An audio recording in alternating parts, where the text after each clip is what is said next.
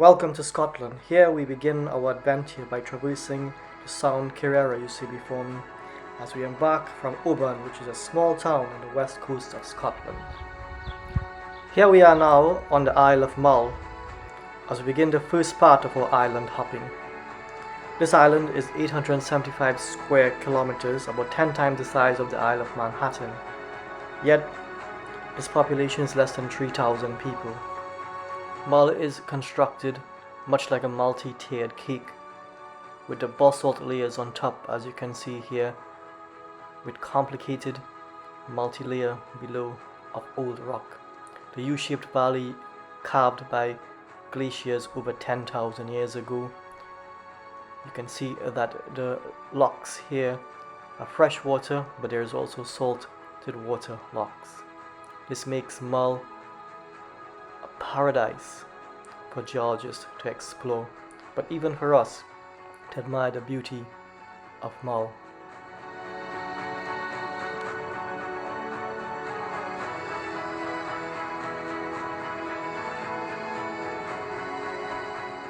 Sometimes in life the best things are discovered by accident. On my way to Fionnphort I discovered this amazing waterfall, and what's interesting, it's a series of waterfalls. As you can see, it appears as though the waterfalls are extending from heaven with no source all the way down towards me. Waterfalls upon waterfalls. Quite an amazing sight.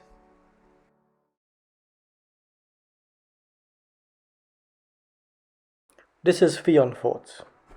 The Isle of Mull has beautiful waters, turquoise in colour, and looks quite tropical until you dip your toes in it to discover it is about 5 to 10 degrees Celsius, quite cold. Fionnphort is located just on the southwest tip of the Isle of Mull.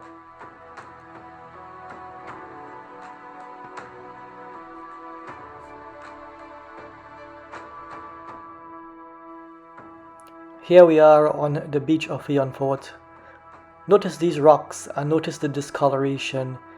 The dark discoloration are lichens, as well as the yellow discolorations are lichens that are growing on these rocks. Let's walk along the rocks now as we further explore this beautiful beach on the Isle of Mull.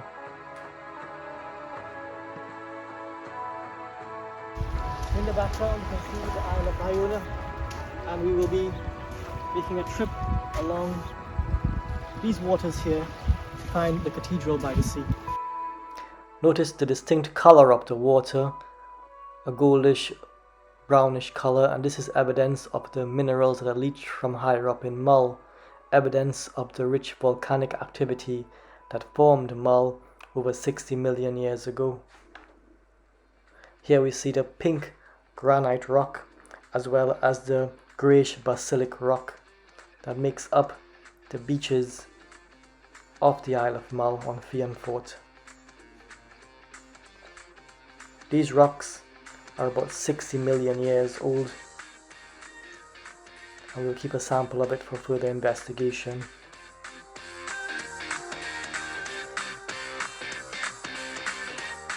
If you will recall the pink rock that I took from the beach at Fionnphort, let's try to work out what's responsible for the pink color of the rocks. Theory would have it that it's because of potassium. So we will try to heat this rock up now to see if it will change the flame lilac in color if it contains potassium. If potassium is present, then we should see the flames becoming slightly lilac in color. Observe carefully. Quite a hot rock. If you notice carefully, you can see the flame just becoming lilac.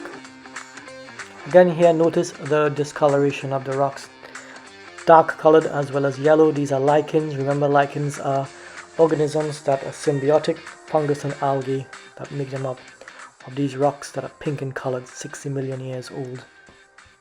We're now leaving the town of Fionnphort, as you can see in the distance, as we travel along the Sound of Iona. These waters before me. In the distance you can see the craggy hills of Iona. Iona being the oldest rocks in Scotland, 400 million years old. we travel along a fault line that separates the Isle of Mull from the Isle of Iona. Again, the distinctive pink granitic rocks in the distance and Iona in the background. Iona is quite a small island. It is only 1.5 miles in width and 3 miles in length. It makes up part of the Inner Hebrides along with the Isle of Mull, the Isle of Staffa, which is now before us. Quite an amazing sight as we move towards the Cathedral by the sea, which you can see from the distance. Notice again the unique rock formation of vertical rocks. Let's get a bit closer and we will investigate these rocks even further now. Notice in the distance we can see the particular hexagonal pattern of rocks as well. These are all basalt rocks, volcanic in nature. Again, notice the distinct hexagonal pattern of the rocks. These are also found in Northern Ireland. Let's look at the myth that surrounds the story of these rocks called the giant Causeway. Our story begins in Northern Ireland, where there lived a very friendly giant named Fionnphort. He took care of his peoples and was quite fond of them. However, another giant called Benadonna in Scotland threatened the people of Northern Ireland. Fionnphort did not take lightly to this and decided to act upon what he has been told. So Fionnphort decided to build a causeway or a bridge to cross the Irish Sea to Scotland in order that he can meet Benadonna, confront him and prevent him from causing harm to the people of Northern Ireland. So he built this bridge or causeway, and then he journeyed across the causeway in order to meet up with Benadonna. However, when he saw Benadonna's size was much greater than his, he became quite fearful of this and ran back home. His wife, however, realizing the situation, was able to help him, and she decided to construct a giant cradle so that Fionnphort could pretend to be a baby. So when Benadonna came and saw the baby giant, he wondered to himself, the father of this baby must be quite huge, and he became quite scared. He decided to run away back to Scotland because he did not want to beat this particular giant. On his way back, he destroyed the giant's causeway made by Fionnphort so that he would not be pursued by the perceived bigger giant than himself. Hence, this became the myth of the giant causeway.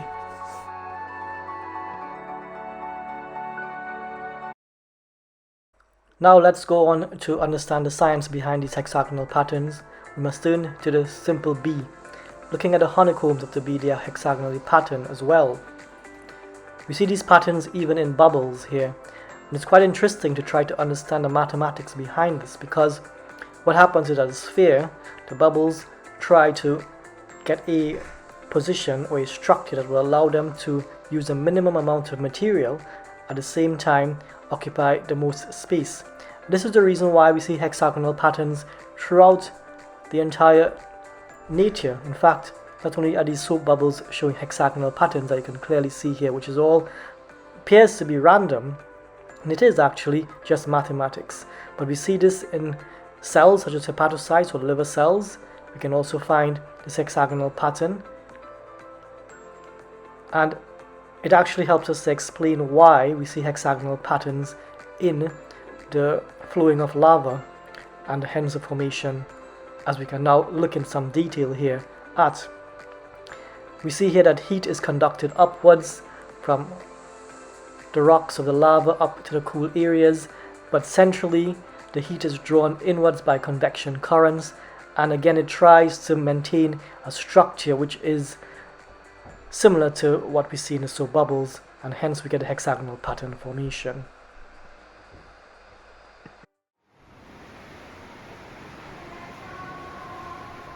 Finally, welcome now to Fingal's Cave, the Cathedral by the Sea, an inspiration for Mendelssohn's Hebrides Overture of 1832. This cave is quite acoustic from its structure. We can see steep columns of lava, evidence of a huge volcanic eruption that took place 60 million years ago. These individual lava can extend up to 15 meters thick and centrally made of hard, solid, fine ground basalt. Evidence of a rapid eruption, but was slowly explosive. These columns would have flowed vertically up dikes to become Fingal's Cave. The cave actually is 23 meters high and 85 meters in depth, in dimension. It certainly is quite awe-inspiring to look at this structure. It seems as though it was actually shaped by a creator because of its hexagonally structured pattern, which is quite mathematical in design. We may wonder, was the hand of God involved in this? Or was this just a geological process? It's up to you to decide.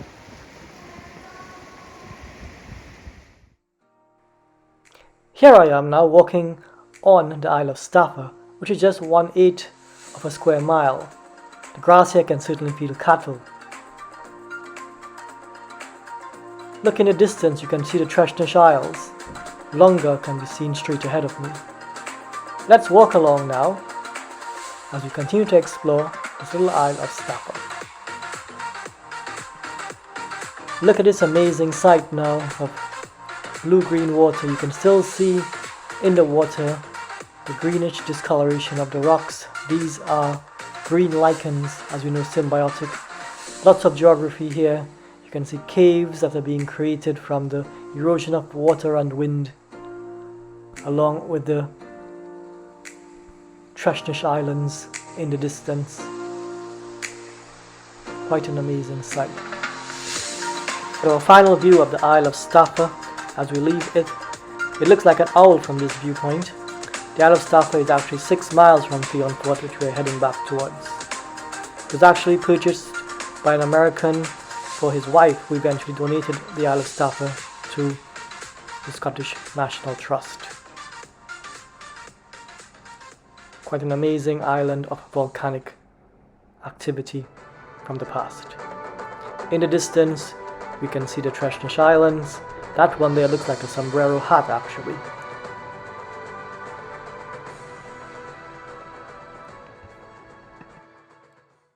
Thank you for joining me once again on the physical geography of the Earth. This is Ryan the Explorer here at Fingal's Cave.